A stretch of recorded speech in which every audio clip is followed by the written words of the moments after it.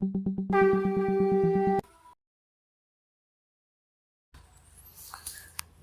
पुरुषोत्तम। श्री श्री ठाकुर जी के यहाँ सत्संग आश्रम में प्रेस में एक कर्मी थे, सुब्राती खां। उनको गले में कुछ घाव हो गया था और वो घाव कैसे ठीक हुआ, प्रथम आचार्य प्रधानाचार्य जो थे श्री श्री बड़दा की कृपा से कैसे उनके ऊपर कृपा हुई, तो वो जो श्री अनिल चक्रवर्ती दा ने उनकी बातों को बताया है, वही मैं आज बताने की चेष्टा करूंगा। सुब्राती खां अर्ध शताब्दी पार कर चुके हैं, छठी मूछ है। जब वो रास्ते में चलते हैं तो उनकी सफ़ेद दाढ़ी चमकती है, सर के भी सारे बाल पके हैं। सुब्राती 1955 साल से सत्संग प्रेस में काम करते आ रहे हैं। सत्संग आश्रम से करीब 1 मील की दूरी पर हिरना ग्राम में उनका अपना घर है। तुम्हारे घर में कौन कौन है? यह जब अनिल चक्रवर्ती दा ने उनसे पूछा तो उन्होंने बड़े ही सरल ढंग से हंसते हुए उत्तर दिया, मुझे 4 लड़कियां हैं एवं 3 लड़के हैं। 7 साल पहले बड़ा लड़का इस संसार से चल बसा है। लड़कियों की शादी हुई है या नहीं? हाँ, 2 लड़कियों की शादी कर दी है मैंने। उसकी शादी क्या की है यदि कहूँ तो बिल्कुल झूठी बात होगी। श्री श्री ठाकुर जी और बड़दा की दया से ही सब कुछ हुआ है। कहते कहते सुब्राती की दोनों आंखें अश्रु से डबडबा गईं। सुब्राती को प्रतिदिन प्रेस के कार्य में आने के पहले ठाकुर बंगला आते देखता हूँ। श्री श्री ठाकुर श्री श्री बड़मा प्रणाम के बाद बड़े नाट मंडप में श्री श्री बड़दा के श्री चरणों में प्रणाम निवेदन करके प्रेस जाते हैं और घटांग घट मशीन चलाता रहता है। वर्षों लगातार सुब्राती का दिन इसी तरह कट रहा था, किंतु गत 1980 के अक्टूबर माह के आरंभ में सुब्राती का जीवन महाकाल से घिर गया। अपनी बनी हुई आदत के मुताबिक घर से निकलकर ठाकुर बंगला में प्रणाम करके बड़े नाट मंडप में श्री श्री बड़दा के श्री चरणों में प्रणाम निवेदन कर जब वह खड़ा हुए तो श्री श्री बड़दा ने प्यार भरे शब्दों में पूछा, सुब्राती कैसे हो?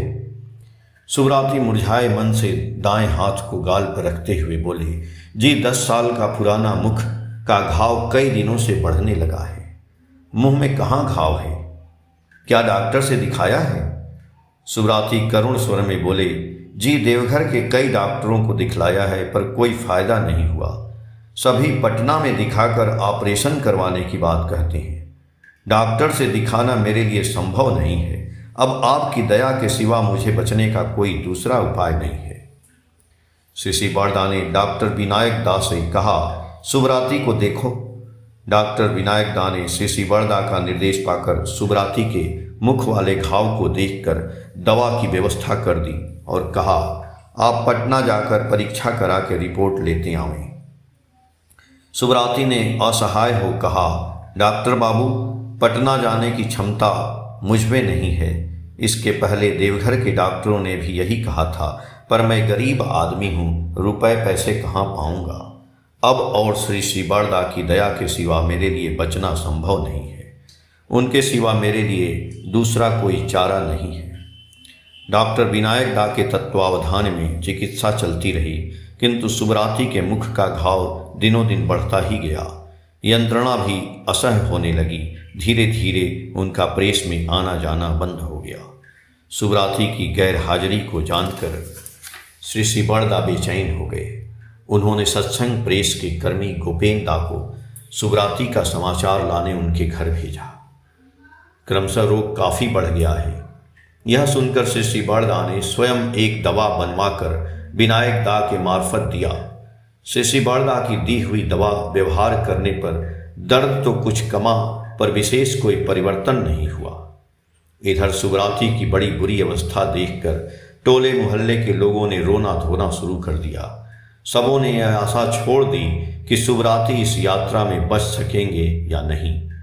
एक दिन सुब्राती असह्य यंत्रणा से पीड़ित हो बड़े नाट मंडप में श्री श्री बड़दा के निकट आ उपस्थित हुए। यंत्रणा से पीड़ित सुब्राती पर श्री श्री बड़दा की स्नेहपूर्ण दृष्टि जो ही पड़ी कि उन्होंने पूछा, क्या डॉक्टर साहब कैसे हो? सुब्राती धीमे स्वर में कर जोड़कर कातर हो बोला, बड़दा मुझे बचा ले, आप बचाएंगे तो मैं बचूंगा, आप भगवान हैं, आप ही सब कुछ कर सकते हैं। यह कहते हुए फफक फफक कर रोने लगे सुब्राती। सुब्राती के करुण क्रंदन को सुनकर बड़दा बेचैन हो गए। उन्होंने कहा, जिनके निकट प्रार्थना करने से काम बनेगा उनके श्री चरणों में प्रार्थना करो। मालिक को छोड़कर मुझे पकड़ने से तुम्हें क्या लाभ होगा? शिशि बड़दा ने पार्लर में परम प्रेम में शिशि ठाकुर की छवि की ओर हाथ उठाते हुए दिखाकर पुनः कहा, सुनो, मैं परम पिता के श्री चरणों में प्रार्थना करता हूँ, तुम भी प्रार्थना करो। सुब्राती निश्चित प्रणाम निवेदन करके घर लौट गए। शिशि बड़दा के 70वीं जन्म तिथि उत्सव का समय आ गया है। लोगों का आवागमन आरंभ हो गया है। शिशि बड़दा ने सोचा कि उत्सव में पटना का कोई सक्रिय कर्मी आए तो उनके साथ सुब्राती की चिकित्सा के लिए पटना भेजना ठीक होगा, पर उनकी बढ़ती हुई यंत्रणा को देखकर उन्होंने सामयिक यंत्रणा को दूर करने के लिए डॉक्टर विनायक दा को दवा की व्यवस्था करने को कहा। शिशि बड़दा का जन्मोत्सव अनुष्ठित हुआ। पटना के कर्मी श्री राधा कृष्ण लाल दा बड़े नाट मंडप में उनके निकट बैठे थे। शिशि बड़दा ने राधा कृष्ण दास से कहा, अय राधा कृष्ण, तुम पटना जाने के समय एक रोगी को ले जाकर पटना में डॉक्टर R.C. सिन्हा, पटना विश्वविद्यालय के भूगर्भ शास्त्र के विभागाध्यक्ष के जरिए अच्छे डॉक्टर से दिखा सकोगे ना? देखने के बाद डॉक्टर साहब क्या कहते हैं इस बात की खबर शीघ्र ही भेज दोगे। जाने के समय लाल रामानंदन प्रसाद से मेरा एक पत्र भी लेते जाना। निकट में बैठे लाल दा को उन्होंने निर्देश दिया कि रोगी की परीक्षा करने की बातें उल्लेख करते हुए इष्ट प्राण गुरु भाई डॉक्टर R.C. सिन्हा को एक पत्र लिख देना। प्रेस के कर्मी गोपेन दास दासे बोले, राधा कृष्ण दास से सुब्राती को योगायोग करा देना। शिशि बड़दा के निर्देशानुसार राधा कृष्ण दा ने सुब्राती को पटना के Kankarbagh road number 2 MIG quarter number 144 स्थित सत्संग विहार में ठहराने की व्यवस्था की। तत्पश्चात वे उसे डॉक्टर R.C. सिन्हा के यहाँ ले गए। डॉक्टर सिन्हा शिशि बड़दा का पत्र प्राप्त कर अत्यधिक आनंदित हुए। आचार्य देव का आशीर्वाद समझा, भली भांति चिकित्सा हो, इसके लिए सुब्राती को पटना मेडिकल कॉलेज ले गए। वहाँ एक मेडिकल बोर्ड उनके लिए बैठा, जिसमें पटना के मशहूर डॉक्टर R.V.P. सिन्हा, श्री जयप्रकाश के निजी शल्य चिकित्सक डॉक्टर कपिल देव प्रसाद आदि अनेक शल्य चिकित्सक ने जांच की एवं तत्पश्चात उन्होंने मशहूर कैंसर विशेषज्ञ शल्य चिकित्सक डॉक्टर N. प्रसाद के पास अग्रसारित किया। Doctor R.C. सिन्हा के आवेदन पर डॉक्टर प्रसाद ने सुब्राती को खूब यत्न सहित देखा। डॉक्टर प्रसाद जटिल रोग देखकर कुछ चिंतित हुए, क्योंकि वह रोग उन्हें बड़ा भयंकर लगा। डॉक्टर प्रसाद ने अपना विचार व्यक्त करते हुए कहा, मिस्टर सिन्हा, यह घाव मामूली नहीं है। ऐसा प्रतीत होता है ऑपरेशन करना पड़ेगा, पर यहाँ ऑपरेशन करने पर कहाँ तक क्या होगा यह कहा नहीं जा सकता है। आप बम्बई भेज कर देख सकते हैं। फिर भी कई दिनों की दवा लिखने के बाद डॉक्टर प्रसाद ने निश्चित दिन में पुनः रोगी को लाने की बात कही। कई दिनों के बाद पुनः शिशि बड़दा ने सुब्राती खां को पटना जाने का आदेश दिया। प्रथम बार डॉक्टरों ने सब कुछ जांच की और कैंसर रोग के विशेषज्ञ एवं शल्य चिकित्सक डॉक्टर नरेंद्र प्रसाद भी यह निष्कर्ष पर पहुंचे कि रोगी कैंसर रोग से पीड़ित है एवं दवा के जरिए यह रोग अच्छा नहीं हो सकता है। उन्होंने ऑपरेशन कराने का सुझाव दिया। पटना की अपेक्षा बंबई में ऑपरेशन हर तरह से भली भांति हो सकता है, यह सुझाव था डॉक्टर प्रसाद का। डॉक्टर सिन्हा ने शिशि बड़दा को पत्र में जो लिखा था उसके सारांश ये थे। यूँ तो डॉक्टर प्रसाद ने बंबई में ऑपरेशन कराने को सलाह दी है। यदि आपका आदेश एवं आशीर्वाद हो तो पटने में भी ऑपरेशन संभव है। डॉक्टर सिन्हा के पत्र को लाल दा ने पढ़कर सुनाया। शिशि बड़दा ने हर पहलू पर विचार करते हुए पटने में ही ऑपरेशन करने का आदेश दिया। लाल दा ने उनके इस आदेश को पत्र में लिखकर सुब्राती के हाथ में दे दिया। इस बार सुब्राती खां को दुर्गापुर के एक कर्मी श्री सदन प्रसाद सिंह के साथ पटना भेज दिया गया। सुब्राती खां का पुत्र भी उसके साथ गया। इधर सुब्राती का घर संसार चलना मुश्किल हो गया। यह जानकर श्री श्री बड़दा ने गोपेंदा के द्वारा सुब्राती के घर खर्च के लिए रुपए भिजवा दिए और प्रेस से नियमित मासिक भत्ता जो आशीर्वादी के रूप में मिलता था उसे भी दे देने के लिए निर्देश दिए। राधा कृष्णदा और डॉक्टर आर.सी. सिन्हा सुब्राती को लेकर डॉक्टर प्रसाद के चैम्बर में गए। उन्होंने डॉक्टर आर.के. शरण के पास उसे और भी सूक्ष्म रूप से परीक्षा के लिए भेज दिया। परीक्षा करने के बाद डॉक्टर उसी निष्कर्ष पर पहुंचे कि सुब्राती कैंसर रोग से ही आक्रांत हुआ है। दीर्घ दिनों तक सही रूप में चिकित्सा न होने के फलस्वरूप रोग ने अत्यंत जटिल आकार धारण कर लिया है। आचार्य देव का आशीर्वाद सिरोधार्य करके डॉक्टर सिन्हा ने शीघ्र ही डॉक्टर प्रसाद को पटना में ही ऑपरेशन करने कहा। डॉक्टर प्रसाद ने अति यत्न सहित सुब्राती के घाव का ऑपरेशन किया, किंतु ऑपरेशन के बाद होश आने में देर देखकर डॉक्टर प्रसाद अत्यंत चिंतित हो पड़े। निर्धारित समय से कुछ देर के बाद जब सुब्राती होश में आए तो डॉक्टर प्रसाद निश्चिंत हुए। सुब्राती को देखने के लिए पटना के अनेक सत्संगी भ्रातागण और माताएं झुंड बांधकर अस्पताल में जाने लगे। यह देखकर डॉक्टर प्रसाद अवाक थे। डॉक्टर ने ऑपरेशन करने में कोई फीस नहीं ली, फिर भी उनके इलाज में जो दवा दारू में खर्च हुए वहाँ के कतिपय गुरु भाइयों ने उसका खर्च वहन किया। सर्वप्रथम पटना अस्पताल की नर्स इंचार्ज श्री रूप रानी राय ने अर्थ से लेकर हर तरह से मदद की। पटने के गुरु भाइयों में सर्वश्री सुभाष चंद्र रस्तोगी एवं उनके परिवार वर्ग, जितेंद्र प्रसाद शुक्ला एवं उनके परिवार वर्ग, पांचूदा, राघव प्रसाद, नारायण प्रसाद, रघुवंश प्रसाद सिंह, प्रोफेसर सुरेश चंद्र श्रीवास्तव, डॉक्टर कपिल देव प्रसाद, लक्ष्मी नारायण लाल, कर्ण आदि व्यक्ति डॉक्टर आर.सी. सिन्हा के निर्देशानुसार हर समय रोगी की सेवा के लिए तैयार रहते थे। डॉक्टर सिन्हा के परिवार के लोगों ने भी उसके लिए कम मेहनत नहीं की। सबों ने मिलजुल कर इस कार्य में अपनी क्षमता के अनुसार आर्थिक मदद दी। एक अति साधारण प्रेस के कर्मी हैं, नगण्य व्यक्ति हैं, उन्हें देखने के लिए पटना शहर के इतने लोग आ रहे हैं। कोई वीआईपी होता है तो भी इतने लोगों की भीड़ नहीं होती। डॉक्टर प्रसाद ने डॉक्टर सिन्हा के कारण पूछा, क्या बात है, इतने लोग क्यों आ रहे हैं? डॉक्टर सिन्हा ने हंसते हुए उत्तर दिया, जी यह रोगी हमारे आश्रम के प्रेस में काम करते हैं। सत्संग के आचार्य देव श्री श्री बड़दा ने चिकित्सा हेतु यहाँ भेजा है। उनके अमी आशीर्वाद से यहाँ आए हैं, इसलिए देखने आ रहे हैं। डॉक्टर प्रसाद के विस्मय का कोई अंत न था। उन्होंने अत्यंत व्यग्र चित्त से कहा, मुझे उस दर्दी प्रेमिक पुरुष का दर्शन करने की इच्छा होती है। उनके महत्व का निदर्शन देखकर अवाक हो रहा हूँ। एक व्यक्ति की श्रमिक के प्रति इतनी दया, उनके श्री चरणों में मेरा प्रणाम कहेंगे। यह रोग एकमात्र वे ही दूर कर सकते हैं, उनकी दया से दूर होगा।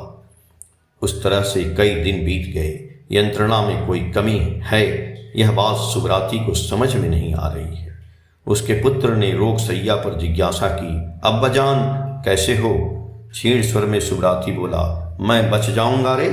जानते हो, मुझे जब होश नहीं था उस समय देखा, बड़दा मेरे सिरहाने में खड़े होकर कह रहे हैं, भय नहीं सुब्राती, तुम बच जाओगे, पुनः प्रेस में काम करोगे। कहते कहते सुब्राती की आंखों से अश्रु बह चले। डॉक्टर प्रसाद ने औषध पत्र लिखकर सुब्राती को आश्रम लौट जाने का निर्देश दिया और 1 महीने के बाद भेंट करने को कहा। 15 दिन बीत गए। श्री श्री बड़दा ने नियमित औषध एवं पथ्य व्यवस्था कर दी, पर रोगी की अवस्था खराब की ओर जाते देखकर डॉक्टर बाबू के द्वारा निर्दिष्ट दिन के पूर्व ही श्री श्री बड़दा ने सुब्राती को पटना जाने को कहा।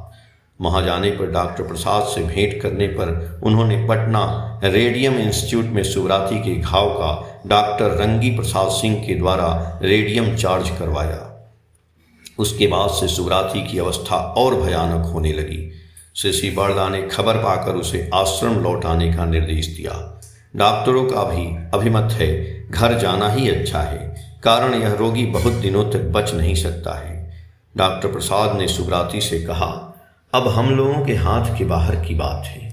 इस बार घर जाकर अल्लाह का नाम करो, एवं उनका भरोसा ही एकमात्र संबल है। इसी अवस्था में सुब्राती अपना घर हिरना लौट आया। श्री बड़दा ने इस बार डॉक्टर विनायक दास से कहा, अब तुम चिकित्सा करो।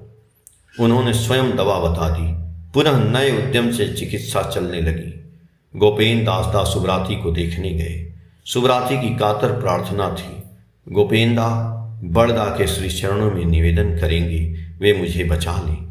गोपेंदा ने सुब्राती की बातें बड़े नाट मंडप में श्री बड़दा के श्री चरणों में निवेदन किया। उन्होंने कहा, उसे कहोगे मैं हर रोज उसके लिए परमपिता के श्री चरणों में प्रार्थना करता हूँ, वह भी जिसमें उनके श्री चरणों में प्रार्थना करे। कई दिनों के बाद गोपेंदा ने खबर लाई, सुब्राती की व्यथा कम गई है। सुनकर श्री बड़दा का श्री मुखमंडल उच्छल विभाव से विभूषित हो उठा। उन्होंने कहा, परमपिता की दया से क्या होता है, देखो न। सुब्राती क्रमशः अच्छा होने लगी। सभी अवाक हतबाक, यह कैसे संभव हो सकता है? मुमूर्ष कैंसर का रोगी, यह कैसी दवा की क्रिया है? न अन्य कुछ, सुब्राती के ग्राम के लोग यह समझ नहीं पा रहे हैं कि यह कैसा चमत्कार। इस तरह से उनके गांव के और लोग मर गए, पर सुब्राती आक्रांत होकर कैसे बच गया, यह प्रश्न गांव वालों के दिल में उठा। धीरे धीरे सुब्राती चंगा हो गया। चिकित्सा शास्त्र कहता है, सुब्राती को जैसा कैंसर हुआ था, इसके लिए समय अनुसार यदि चिकित्सा नहीं की जाती तो रोग आक्रमण के बाद रोगी केवल 5 से 10 वर्ष बच सकता है। यदि कैंसर रोग मूल क्षेत्र से अन्यत्र फैल जाता है तो उससे भी कम समय तक बच सकता है। सुब्राती द्वितीय स्तर में आ चुका था। कैंसर की चिकित्सा किए बिना 9 वर्ष से भी अधिक समय तक बढ़ने का सुयोग मिला था। सुब्राती की परमायु का समय केवल कुछ दिनों के लिए था। वैसी अवस्था में शल्य चिकित्सा एवं अन्यान्य चिकित्सा पद्धति से यह रोग निरामय असंभव ही कहा जा सकता है। 20-22 दिनों के बाद देखता हूँ कि सुब्राती वही पायजामा पहनकर श्री बड़मा को प्रणाम करके बड़े नाट मंडप में श्री बड़दा के श्री चरणों में प्रणाम निवेदन कर रहा है। श्री बड़दा के चेहरे पर दिव्य हंसी की रेखा खींच आई है। क्या खां साहब, अच्छे हो न? सुब्राती की आंखों में अश्रु है, गला उनका अवरुद्ध हो गया है। उनके चेहरे की ओर कुछ क्षणों तक टकटकी लगाकर देखते हुए प्रणाम निवेदन कर बैठ गए। श्री बड़दा ने डॉक्टर विनायक दास से पूछा, क्या रे खां साहब प्रेस में काम पर जा पाएगा?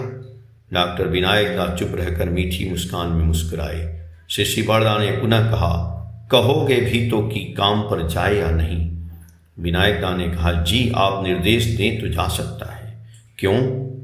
मैं क्यों निर्देश देने जाऊंगा? तुम डॉक्टर हो, तुम जैसा अच्छा समझोगे वैसा कहोगे ना। इस रूम में अपने को उन्होंने छिपा कर रखा, चतुर्मणि चूड़ामणि की तरह।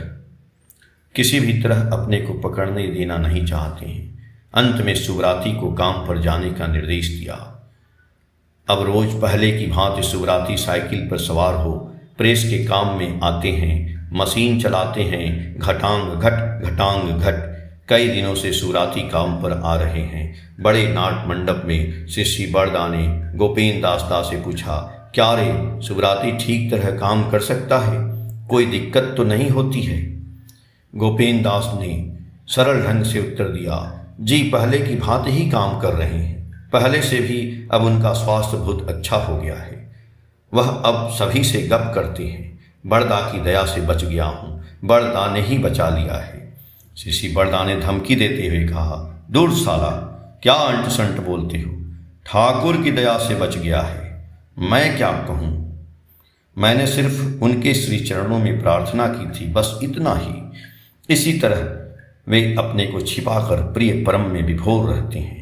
नित्य ही इसी तरह की कितनी अलौकिक घटनाएं होती रहती हैं, उसका हिसाब किताब रखता ही कौन है। जय गुरु।